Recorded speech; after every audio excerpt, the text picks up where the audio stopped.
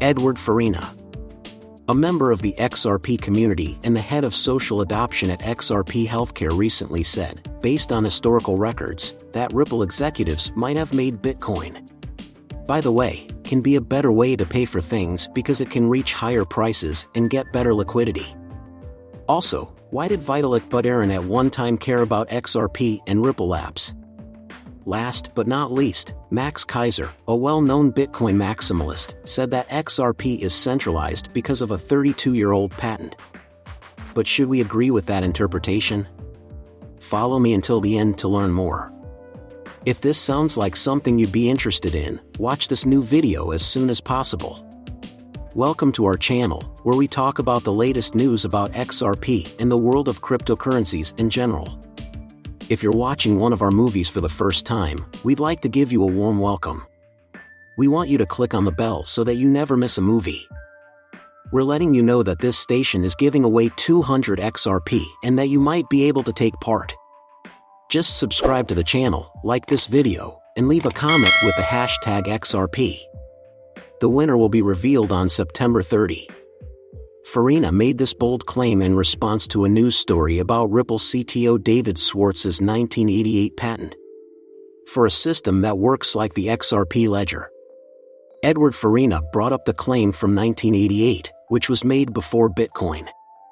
Notably, Schwartz filed for this patent under the name David Schwartz Enterprises Incorporated 20 years before Satoshi Nakamoto, who created Bitcoin under a fake name, came up with the idea. Keep in mind that the XRP ledger didn't come out until many years after Bitcoin, but it uses the same basic blockchain idea as the Bitcoin network. The ledger has improved on the way payments work in ways that the Bitcoin network did not.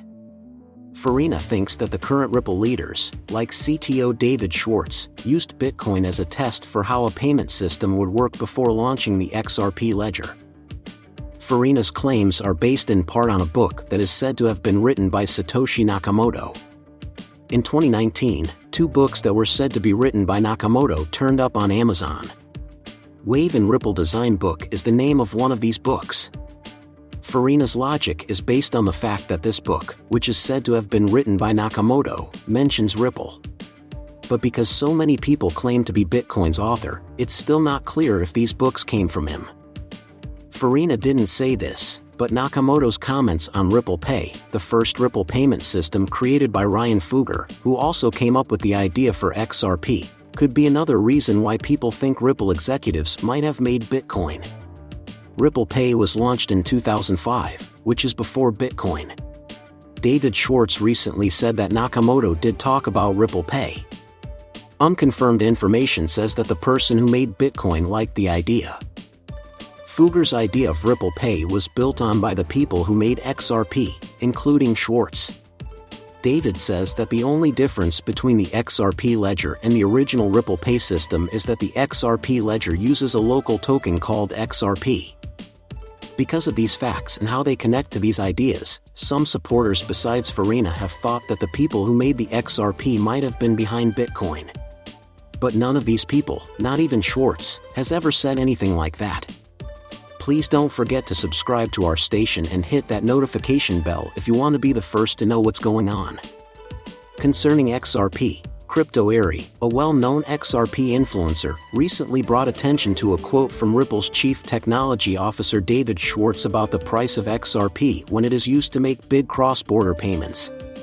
Schwartz's answer to a question on Quora about institutions wanting XRP's price to stay low for payment processes was used by CryptoAry. She brought up the idea that prices tend to go up when liquidity goes up, which makes payments cheaper. One person was worried about banks using Ripple and what that would mean for the price of XRP on the market. Schwartz gave a very detailed description of how the process works. He said that the fact that banks might want to keep the price of XRP low wouldn't stop most people from using it.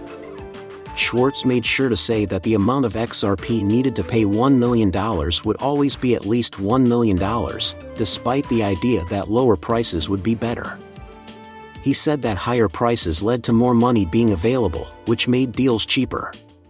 The CTO of Ripple made this point clear by comparing it to Bitcoin. He pointed out that using Bitcoin as a middleman currency for a trade worth $1 million when its price was low, like $100, would cause big price changes. These changes would happen because there isn't a lot of cash available when buying Bitcoin and turning it into the local currency of the receiver. When you try to buy enough Bitcoin to buy a house, you significantly drive up the price. When the person who got the Bitcoins tried to turn them into their own currency, it would push the price down by a lot. Schwartz said that the situation would make high-value deals with Bitcoin impossible. But Schwartz said that when Bitcoin goes over $26,000 in the current market, it becomes possible to trade big amounts without causing major market disruptions. Schwartz says that this is possible because of the higher price, which means that a smaller share of the whole asset is needed for such deals. Schwartz thinks that the same thing happens with XRP and some. When the price of XRP goes up, it would be a better way to handle high-value payments because you would need fewer pieces of the digital asset. Steven Neroff, who was an early assistant to Ethereum, has also given information about Vitalik Buterin's past interest in Ripple. Some people in the XRP community thought in 2019 that the co-founder of Ethereum was crazy about the blockchain payment company. Buterin said that he had tried to work as an intern at Ripple Labs as early as the middle of 2013.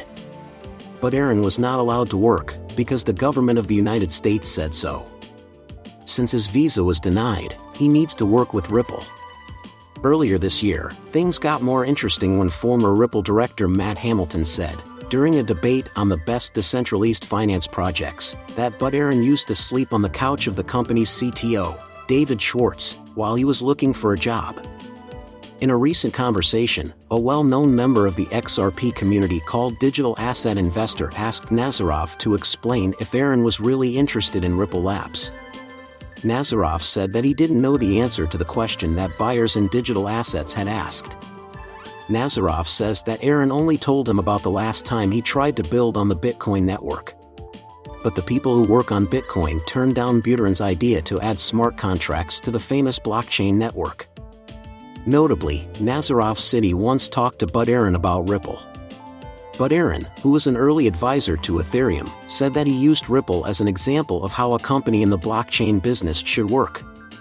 Neroff said, "I told him about Ripple because I'd met the people there and used them as an example of how a business should be run in this space."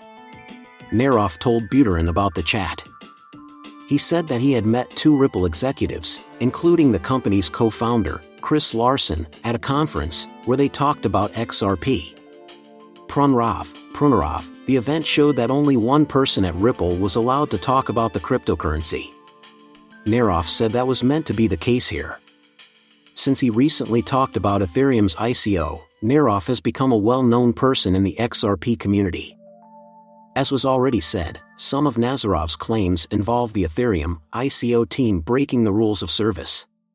Nazarov said it's hard to know how many investors are taking part in the Ethereum ICO, which led to rumors that some whales might be hiding their positions.